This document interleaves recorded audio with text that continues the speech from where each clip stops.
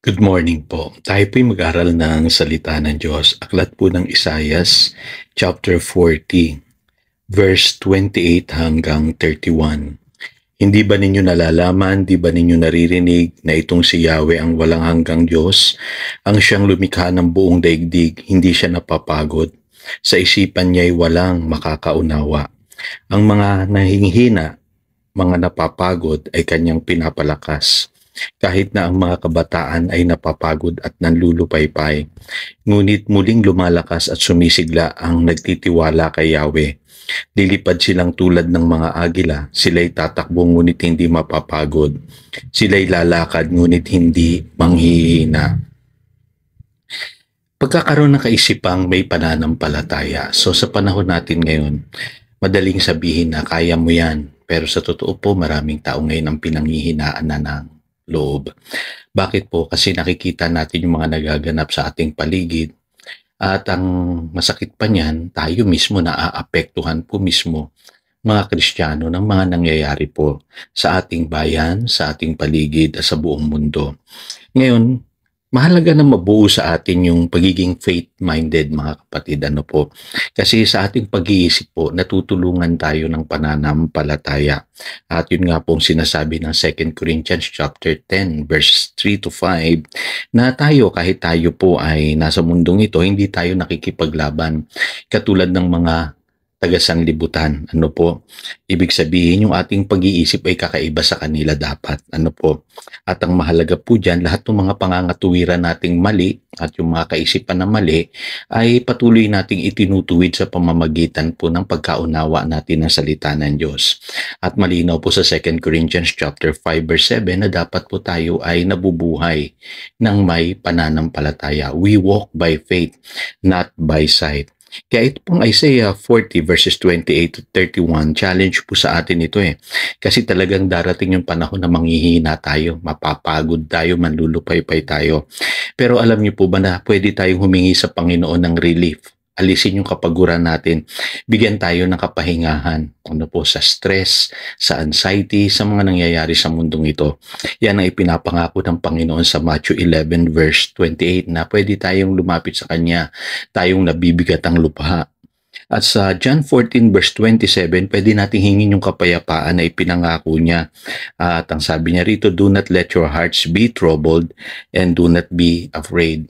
Hingin natin na magkaroon tayo ng relief. Ibig sabihin, magkaroon ng kapahingahan yung ating pong isipan. At alam nyo po, maraming tao ngayon nadidepress na natatakot na, nanghihina na. Pero pwede naman palang manalangin na Lord, pag-aangin mo naman yung aking pasanin. Pag-aanin mo naman yung aking isipan. Pangalawa po, we can pray for recovery.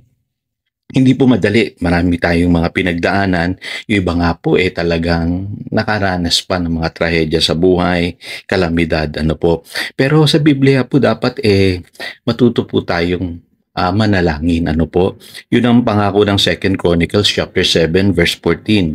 If my people who are called by my name will humble themselves and pray and seek my face and turn from their wicked ways, then I will hear from heaven.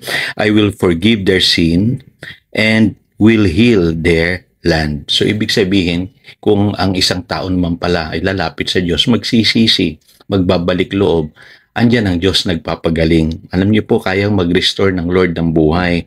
Sabi sa Isaiah 61 verse 7, basahin ko po sa English, Verse 7, instead of your shame, you will receive a double portion, and instead of disgrace, you will rejoice in your inheritance.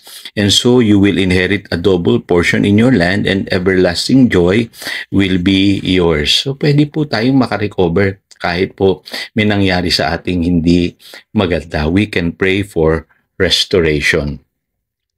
Manghuli po ang sabi ng Biblia sa James 1:12. At ito lagi ko pong pinangahawakan po ito sa aking buhay.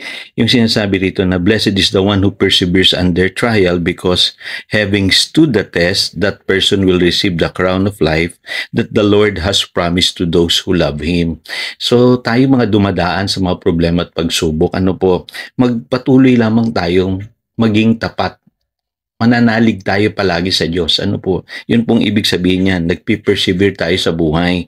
At ang pangako po ng Biblia, gantimpala. Ito po'y totoo, nasubukan ko na po ito sa aking buhay. Minsan dumating sa punto na halos umayaw na ako pero nagpatuloy po ako.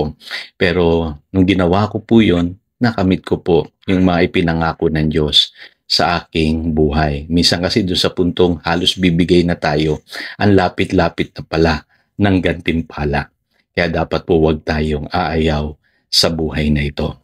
Tayo po'y manalangin. Dakilang Diyos, salamat sa iyong paalala sa amin na sa panahong katulad nito na pinagdadaanan ng aming bayan, manatili kaming magkaroon ng kaisipan na may pananampalataya. Kami conscious sa mga pangako mo na aasahan namin na magaganap pa rin ang iyong mga ipinangako sa aming buhay.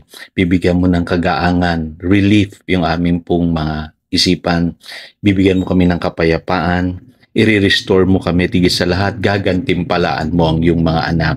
Kaya naniniwala kami sa iyong mga pangako dahil ikaw ay Diyos na mabuti. Salamat, Panginoon, sa araw na ito. Pagpalain mo kaming lahat. Yan ang aming panalangin. In Jesus' name we pray. Amen. Again, ito si Pastor Jojo nagpapaalala upang daluyan tayo ng pagpapala. Manatili tayo sa kanyang salita. Good morning.